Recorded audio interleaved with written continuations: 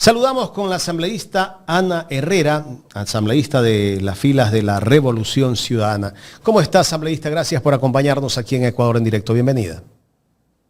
¿Cómo están? Buenos días. Gracias a ustedes por la invitación. Siempre un gusto, aunque un poco corriendo, agenda medio apretada hoy, pero agradecerles también la paciencia y la predisposición. El día de hoy está haciendo territorio usted.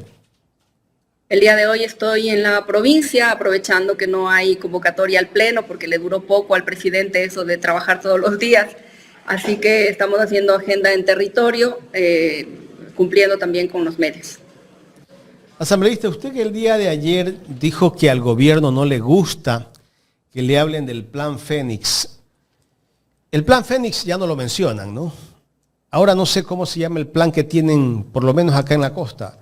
De un momento a otro decidieron cambiar la comandancia de la Policía Nacional y cambiar la comandancia de las Fuerzas Armadas, supuestamente para combatir la delincuencia, la inseguridad que vive la costa ecuatoriana.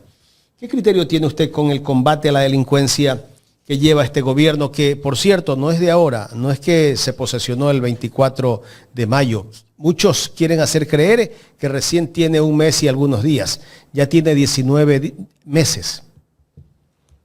Bueno, lo que creo es que el gobierno ya no tiene excusas. Como usted bien ha dicho, lleva 18 meses con la excusa de aprobar todo en la Asamblea Nacional, de no poder trabajar porque necesita tiempo, porque necesita recursos, porque necesita leyes. Ya tuvo el tiempo, ya es nuevamente presidente, ya tiene los recursos necesarios, ya tiene las leyes necesarias para poder combatir la inseguridad. Ahora lo que queremos son resultados. Ya no hay tiempo de espera, ya no hay la posibilidad o la oportunidad de esperemos un ratito más porque está todavía nuevo. No, ya lleva su tiempo ahí.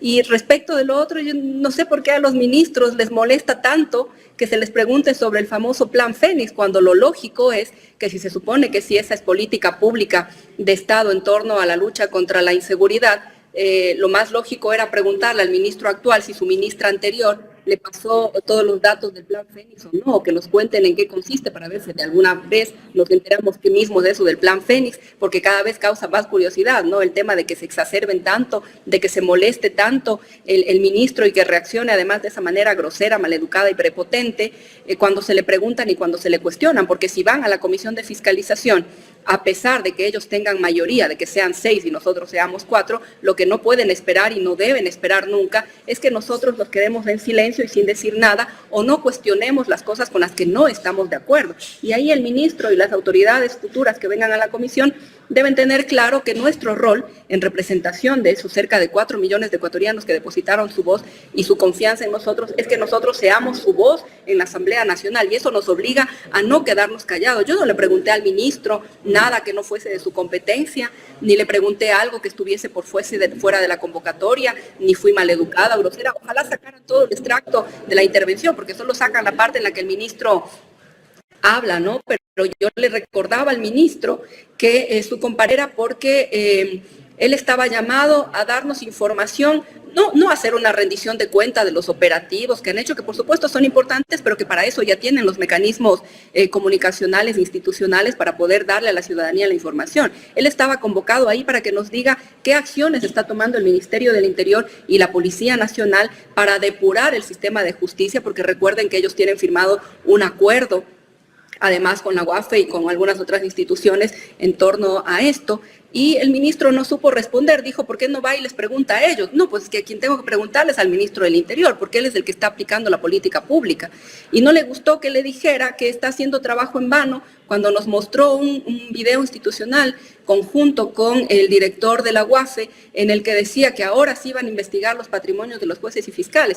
Y no le gustó que le dijera que ya le dimos haciendo el trabajo hace un año, que ya hay un informe de la Contraloría porque nosotros ya solicitamos un examen especial a los patrimonios de los jueces, de los fiscales y además también de sus familiares más cercanos y directos, y que el Contralor ya nos entregó esa información a nivel nacional, en todas las provincias la solicitamos, que ya nos entregó, pero nos entregó con carácter de reservado. Y se sorprenderían ustedes las cosas que aparecen en ese informe de los patrimonios que tienen. Ojalá pudiésemos hacerlo público, ¿no? Bajo reserva de ley.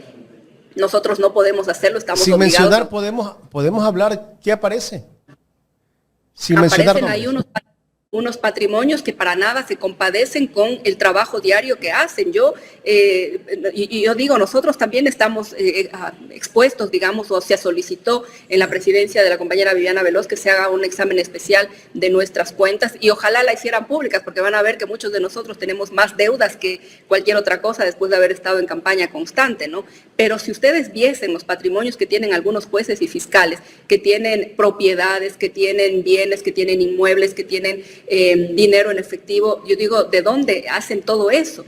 Entonces, ¿qué pasa? ¿Qué esperan? ¿Qué más esperan para depurar el sistema judicial? ¿Qué más esperan para depurar el sistema de justicia en el país? A la Policía Nacional mismo, yo le decía al comandante, y él estuvo de acuerdo conmigo, le decía todo nuestro respaldo, por supuesto, a las Fuerzas Armadas, a la Policía Nacional en esta lucha contra la delincuencia, pero también debemos ser claros y decir que eso pasa por hacer una depuración casa adentro. Y ahí en eso el comandante estuvo totalmente de acuerdo. Yo no sé, por eso decía, el ministro se molesta porque le cuestionaba esto. Le decía, si quiere le pasamos la información. Y yo le decía al presidente de la comisión, ¿por qué no convoca, si quiere, a una sesión con carácter de reservado al Contralor General del Estado, entregue la información? Pero también erradicar la corrupción y la inseguridad es empezar por transparentar la información a cuenta de que los jueces y fiscales tienen Bueno, tenemos algún problema con la señal. El ministro.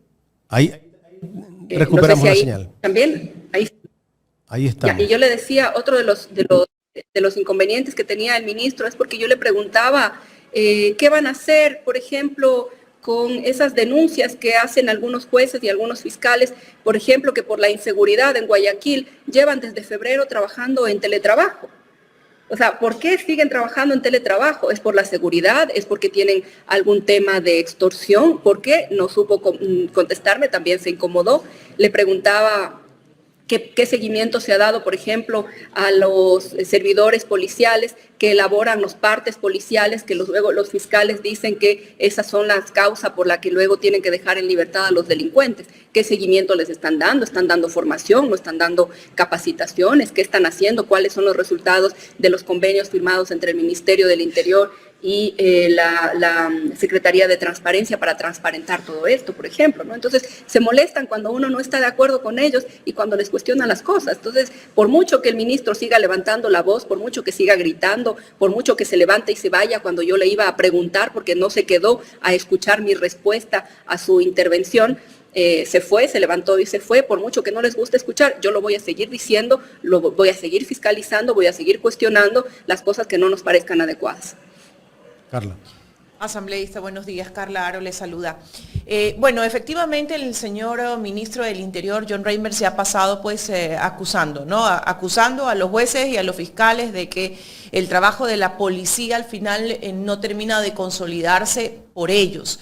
Pero nos hacemos la pregunta, ¿qué pasa también dentro de las filas policiales?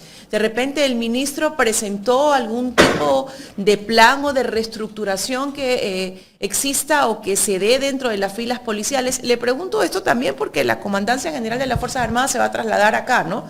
A la provincia del Guayas por el índice, el incremento de muertes violentas y de delincuencia. Entonces, ¿ha habido una respuesta frente a eso? Hace una semana, en un día hubo más de 7 muertos en el mismo sector. El problema, Carla, es que nunca asumen la responsabilidad de las cosas. Siempre le echan la culpa a alguien más. Siempre es responsabilidad de alguien más. Ahora es responsabilidad o de la policía por no hacer los partes o de los jueces por dejarlos libres, pero nunca es culpa de ellos. Y yo le decía ayer, ustedes son gobierno. Ustedes tienen ahora todas las herramientas. ¿Por qué no hacen los cambios? Decía, jueces y fiscales corruptos, ¿por qué no llevan adelante el concurso que lleva parado desde la época del Trujillato, que no se han podido renovar los vocales, los jueces y demás? ¿Por qué no lo cambian? Ahora ya pueden hacerlo, ahora tienen todo el poder ejecutivo, todo el poder legislativo para poder hacerlo. ¿Por qué no lo cambian? Porque prefieren seguir culpando a los demás de las cosas que ellos no están haciendo bien, que ellos no están resolviendo. Eso de pasarle la pelotita o de echarle la culpa a otra ya no funciona en este momento. Ahora la gente lo que quiere son resultados y resultados ya. Porque no es que la ley de solidaridad nacional que fortalece va a solucionar. No, pues ya llevamos con leyes aprobadas, 11 para ser exactas, desde el periodo anterior, con el pretexto de salvaguardar la seguridad, del incremento del 3% del IVA, porque esa es otra cosa que no le gustó, que se le consultara cuál es el total del presupuesto asignado de ese 3% para trabajar en la lucha contra la inseguridad o para fortalecer a la Policía Nacional. Y no les gusta, ¿no? Y yo le pregunté lo mismo que usted pregunta, Carla, ¿dónde está un plan de acción real para depurar la Policía Nacional? ¿Dónde está? Muéstrenos un plan real de acción, un plan de contingencia para depurar la justicia en el país. Y no tienen, porque esperan que esto se solucione fácil. Y no se soluciona con trasladar la comandancia a Guayaquil o no, si todos los días nos levantamos con noticias en la televisión de muertes, de asesinatos, de sicariatos, o con transmisiones casi que en vivo, como lo que ocurrió con el agente de tránsito en la ciudad de Machala, que casi vimos en una transmisión en Facebook, en vivo, el asesinato. O sea, y eso hemos normalizado. ¿Qué vamos a hacer respecto de eso? No pasa solo por la aprobación de leyes, sino porque haya voluntad política de aplicar por lo menos esas leyes, con las que a veces no estamos de acuerdo, porque también creemos que estamos cayendo en errores legales que luego pueden traer consecuencias también en la Corte Constitucional con temas de ilegalidad y que puedan ser echados abajo, y que nosotros hemos alertado también en la Asamblea Nacional de esto. Pero ya no hay excusas, Carla, ya no, y ciudadanos, ¿no? Ya, ¿qué más esperamos para exigir respuestas? No podemos seguir siendo condescendientes con un gobierno que ya no es nuevo, con un gobierno que ya lleva casi 2 años y que deberíamos tener ya respuestas, por lo menos un mínimo de lo que está pasando. Nos dan cifras de operativos policiales en donde detienen a las bandas, sin embargo, el narco sigue. Sin embargo, las instituciones cooptadas por los grupos de delincuencia organizada. Sin embargo, todos los días seguimos viendo cómo se amenazan a ciudadanos.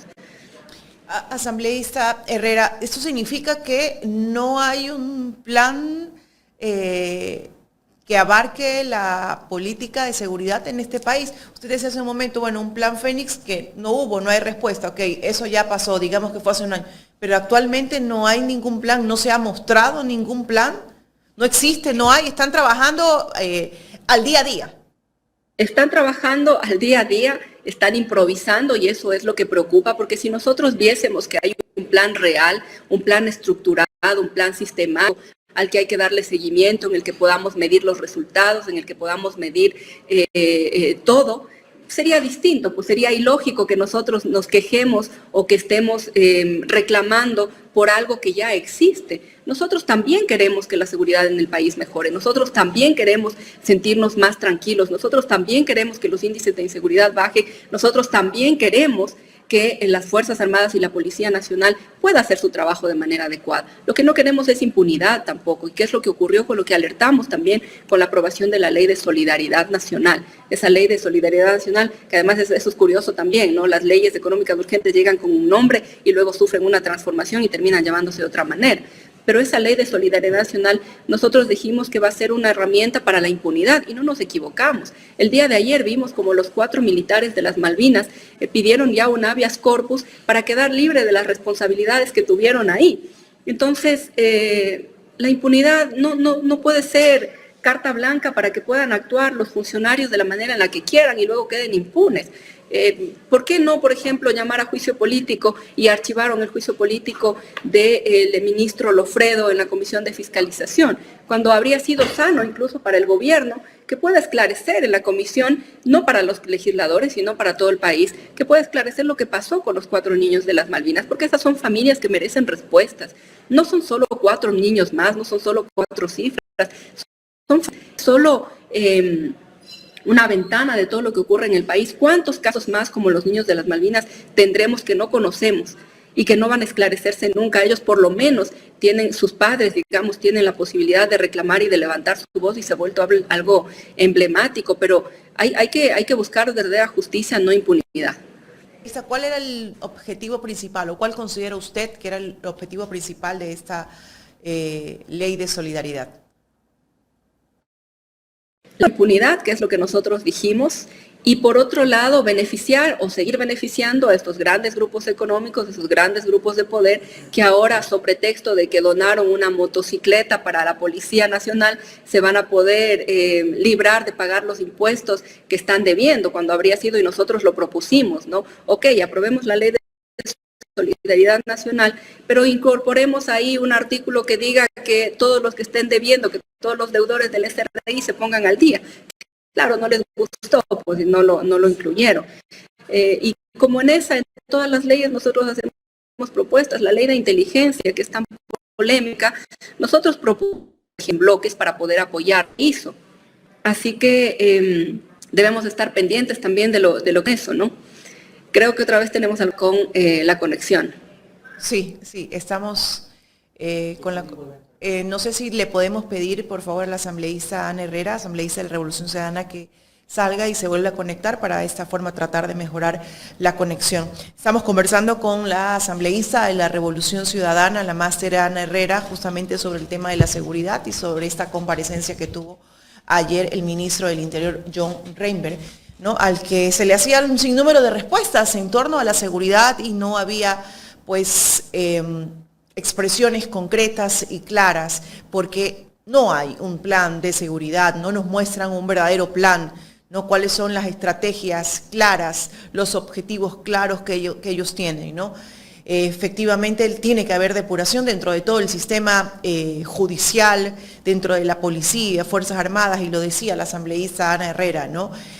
Hace un año nosotros, la Revolución Ciudadana, la bancada, quienes pertenecían a esta comisión, hicieron su investigación, tienen datos de la misma Contraloría, pero ¿qué se ha hecho, no? Y esa es la respuesta que se hace la ciudadanía, porque esto se prolifera, esto va en avance, y no vemos una respuesta concreta.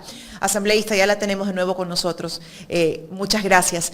El día de ayer se debatía también el tema, este tema propuesto por un asambleísta de ADN, de que a los menores de edad se los juzgue, ¿no?, como adultos, ¿no?, que no sean solo estos menores infractores. Y bueno, y hay un debate profundo, porque algo que sí sabemos, asambleísta, es que la mayoría de estos grupos delincuenciales captan a menores de edad, y justamente es por eso, ¿no?, por el tema de las penas o que se les da a ellos cuando son, pues, agarrados agarrados y aprendidos en este tipo de delitos.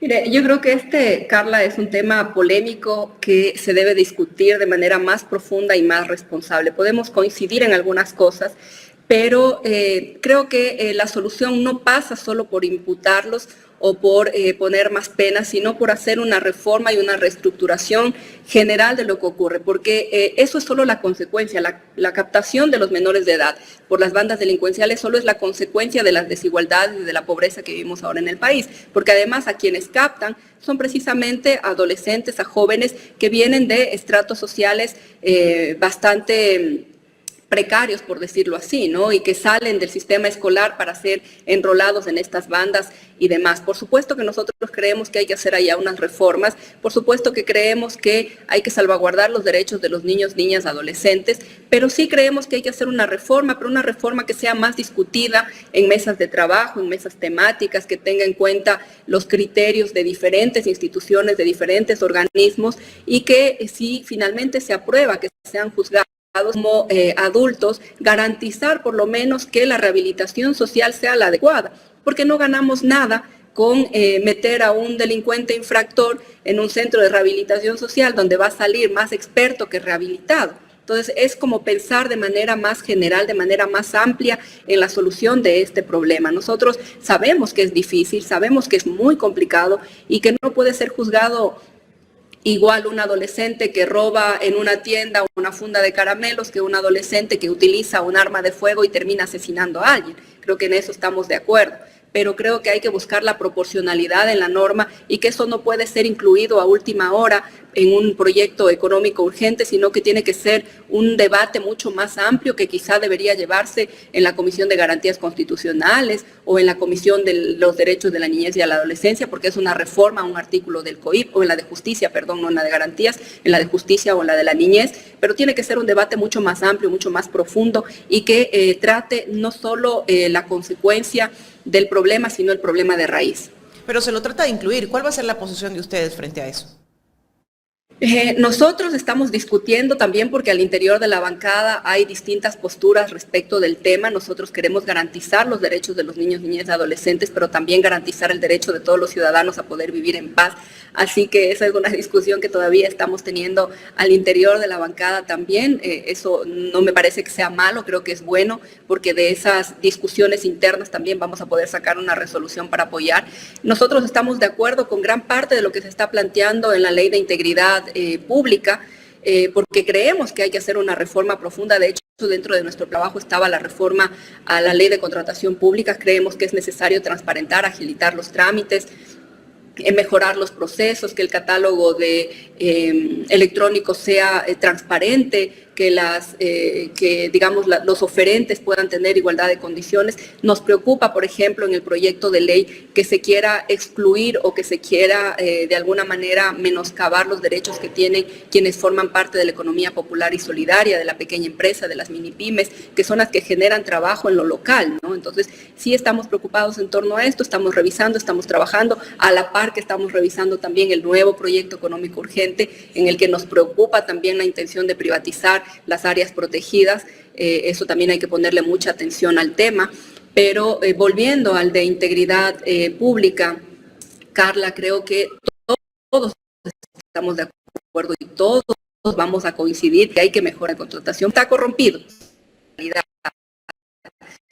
pero también estamos todos de acuerdo en que ir hacia una verdadera transparencia tiene que ser para todos y para todos los funcionarios. Bueno, no solo para algunos. Tenemos una intermitencia con la señal. No sé si nuevamente parece que se da esa intermitencia. Se recupera la señal. Esperemos a ver si todavía tenemos unos minutos más a la asambleísta Ana Herrera. Sería importante conversar otros temas, ¿no? Hay muchas cosas que todavía creo que se nos quedan en el tapete y creo que no las vamos a alcanzar a topar. Ojalá se recupere la señal. Y este tema de la ley de integridad es súper importante, Jaime, porque tiene que ver... Esta ley es confusa. Yo no sé si es económica, están hablando del CERCOP. Básicamente se basa justamente en esa reforma del servicio de contratación pública, que es verdad, y lo decía la asambleísta. Pero también es económica. Pero tanta falta le hace al país poder transparentar el servicio de contratación pública, ¿no? O sea, básicamente se enmarca en ese proceso. Está nuevamente. ¿La tenemos? Estaba, pero se congeló. Algo pasa. Esperemos. Bueno, está en territorio, ¿no? De pronto. Está en territorio. La señal donde se encuentra. Ahí está nuevamente la asambleísta. No es. Pero otra vez creo que se congeló. A ver, le vamos a enviar un nuevo enlace, asambleísta. Ya le envió. Porque qué importante es conocer estos temas, ¿no? Cuando hablamos del servicio de contratación pública se nos viene un sinnúmero de dudas. Se nos viene Fiscalía, se nos viene Contraloría, porque ojo, el servicio de contratación pública también ha sido una arma perseguidora, Jaime. Ha sido una arma perseguidora. Pública, Carla, pero ¿cómo es que entregaron a Progen esos contratos sin garantías? Contratos es que eran urgentes, ¿no? Urgentes. Emergentes, pero sí es bueno, Jaime, ¿sabe por qué? Porque ¿qué pasa? Que las instituciones públicas, cuando llega al final del ejercicio administrativo periódico del año, resulta que no han hecho nada pues con los fondos que se les han asignado. Se devuelven otra vez. Se devuelven, pues. ¿Por qué? Y hay muchas instituciones. Por supuesto, pero ¿por qué pasa eso? Porque no hacen pues las contrataciones públicas. ¿Y sabe por qué? Es que los funcionarios también hay que recordar que tienen miedo, temen. Yo creo que sí. Porque hay que trabajar en mejoras. Después de que terminas tus cargos, al menos los de carrera no quieren firmar nada, ¿no? Así es. Y por lo general ellos no firman. Los contratados son los que firman. Los contratados, sí. Los que son puestos, ¿cómo se llaman? Puestos... de libre remoción. De libre remoción. Los que son a dedo. Los que son y a que dedo. Después que te terminas tu paso por ahí, por esa institución, tienes que rendir cuentas. No, y eso durante 7 años, si ¿no? viene un examen de Contraloría, algún tipo de examen especial, tienes que ir y responder te puede llegar una sanción administrativa de Contraloría y se puede convertir también en una sanción penal, ¿no? Y eso sin contar la sanción pecuniaria. Pero ¿sabe por qué también es esto, Carla? Bueno, el sistema puede ser que no está bien hecho. La Contraloría, que debería dar asesoría a las instituciones públicas previo a. Lo dijo el doctor Rodas, ¿no? Sí, previo a cualquier contrato que se vaya a hacer. Y dijo el doctor Rodas algo súper importante. Que si es posible Contraloría. La Contraloría tiene que hacer un acompañamiento, decía él. Yo le entrego este contrato, revíselo, señor Contralor o señor inspector, coordinador de Contraloría. Dígame si hay algún tipo de observación con este contrato. Entonces yo me respaldo con ese informe que me entregue Contraloría. No, sí, Mañana me toca irme de ese cargo, ya no tengo tanto problema, ¿no? Y era lo que decía justamente el doctor Mauricio Rodas. No, Alejandro Rodas. Alejandro Rodas, perdón, doctor. El doctor Alejandro Rodas, que decía, a ver, ¿cómo se respalda Progen? ¿Se acuerda? ¿No? Porque hay un informe de la Contraloría y eso lo va a utilizar. Eso lo va a utilizar cuando se llegue a instancias internacionales y demande, pues, al Ecuador, como ya lo manifestó que iba a hacer. Entonces, estamos condenados a pagarle al Progen. A perder, como aunque siempre. No haya instalado los generadores. Estamos condenados a pagarle a Progen. ¿Gracias a quién? Al señor Guillermo Lasso, que nos llevó nuevamente al CIADI. ¿Por qué lo hicieron? Porque ellos tienen intereses.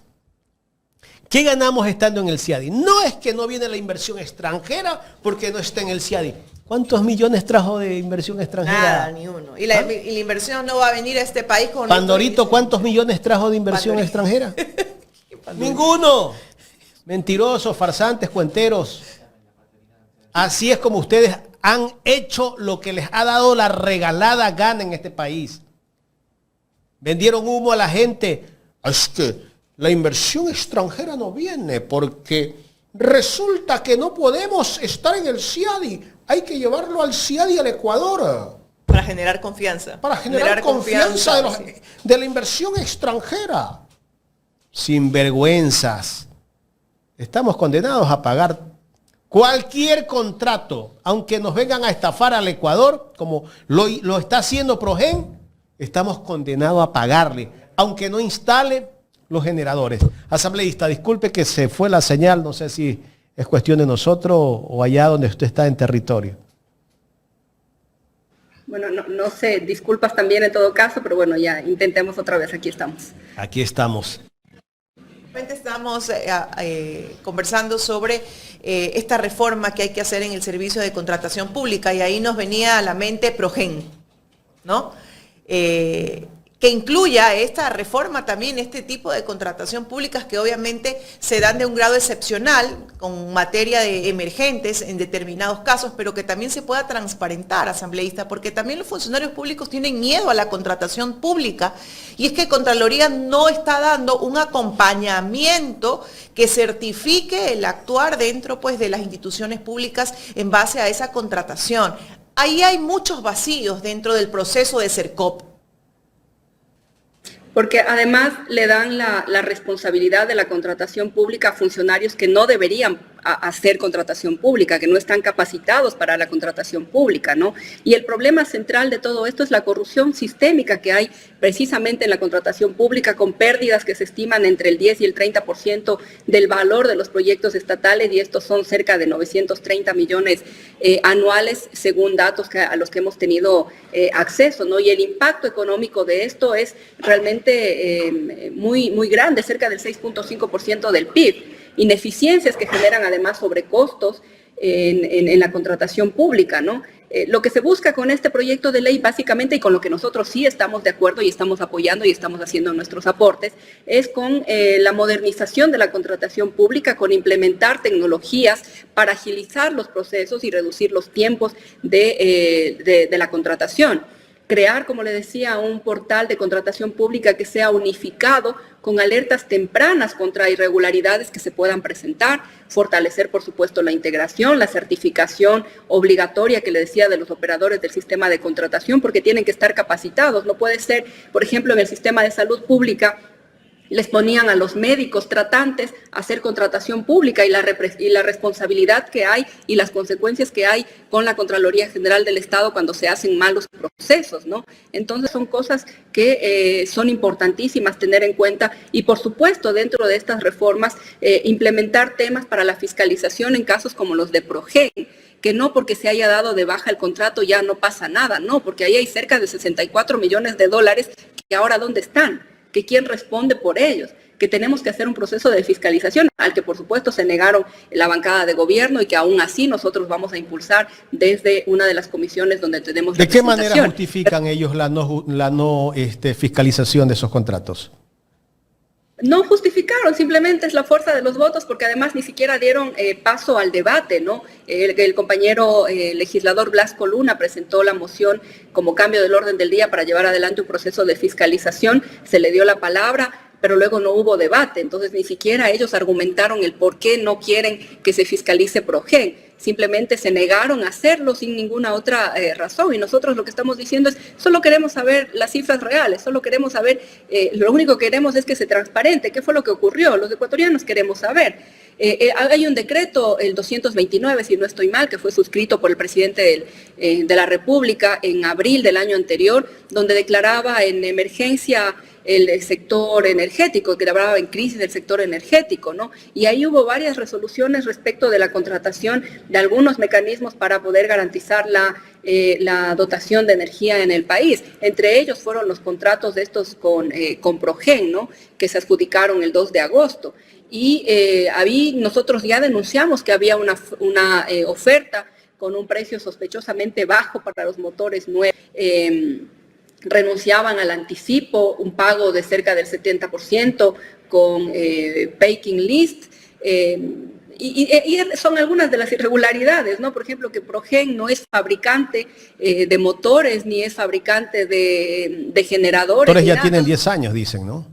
Exactamente, que los motores ya tienen, digamos, su vida útil ya prácticamente está cumplida. Entonces, lo que queremos saber son los detalles de todo lo que ha pasado. Lo vamos a saber y les invitamos a que estén atentos a la en la recta final ya de la entrevista. Y los contratos con Austral, los generadores que van para Esmeraldas, 30 generadores de los 48 son de 50 Hz y solo 18 son de 60, que es los que sirven para el país.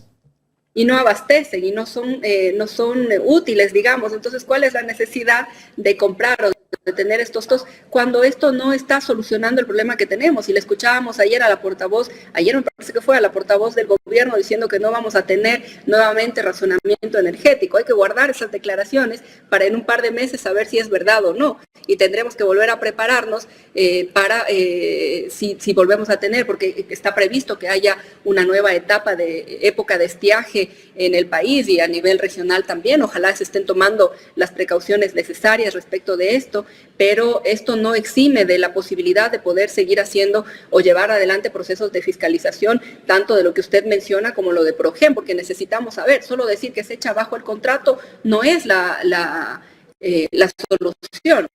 Queremos saber dónde están esos 64 millones de dólares, cuáles fueron las condiciones, vuelven, no se devuelven, qué va a pasar, porque al final eso es dinero de los ecuatorianos y merecemos saber con transparencia la verdad. Finalmente, este primer mes de la asamblea, de la nueva asamblea, en resumen, ¿qué podemos sacar de lo positivo y lo negativo? Un primer mes polémico. Yo creo que lo positivo que podemos sacar es que aún en la adversidad podemos seguir siendo la voz de los ecuatorianos y podemos seguir haciendo propuestas.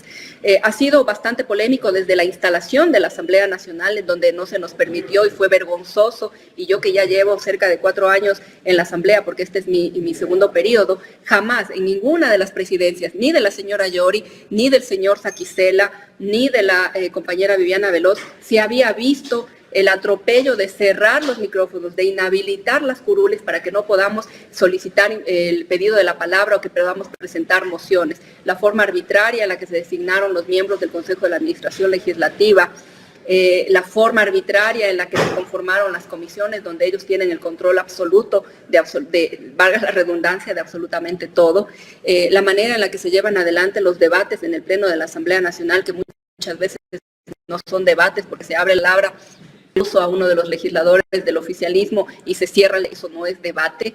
La naturaleza misma Asamblea Nacional es parlamentaria, entonces si no se hace pierde el sentido, ¿no? Luego, desaciertos como los que ha tenido el presidente Olsen en decir ahora sí los voy a poner a trabajar, como que si Hacienda del presidente Olsen. Creo que perdimos otra vez la estoy escuchando. La conexión. Se nos congeló, pero la estoy escuchando. Asambleísta.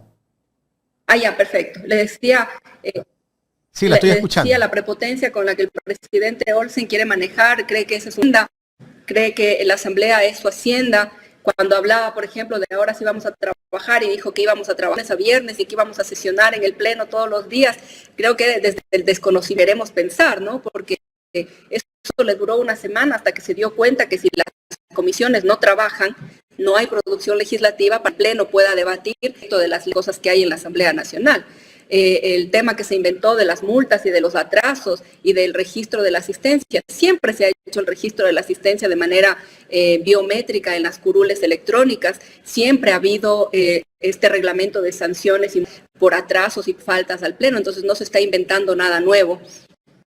Pero ojalá se da cuenta que la fuerza de los votos no es suficiente para legislar en la Asamblea Nacional, que no se puede legislar con la coyuntura, que se debe legislar pensando en que lo que vamos a aprobar o lo que estemos aprobando en la Asamblea Nacional tiene que servirle para todos los ecuatorianos y a largo plazo, independientemente del gobierno que esté al frente. Y ojalá podamos en los próximos días prepotencia de la Asamblea Nacional. ¿Qué más retraso tiene en la Asamblea y la que más ha faltado, cuál es? Hicieron un informe. La mamá del presidente de la Asamblea, el presidente de la República, ¿no? La señora Anabela Singh, creo que ha ido de las 8 sesiones a 1 o a 2, como mucho, tampoco es que vaya a la comisión, así que habría que empezar por hacer los correctivos casa adentro, ¿no? Porque quienes más faltan, quienes más se atrasan, son precisamente los oficialistas. Asambleísta, quiero agradecerle por el tiempo que nos ha brindado en esta mañana acá en Ecuador en Directo. Agradecerles a ustedes, siempre un gusto, a las órdenes, y estoy segura que no será ni la primera ni la última, ya hemos estado en alguna otra ocasión, así que a las órdenes siempre. Ya tenemos el contacto. Ya. Gracias, asambleísta. La asambleísta Ana Herrera, asambleísta de la RC, conversando con nosotros en esta mañana acá en Ecuador en Directo.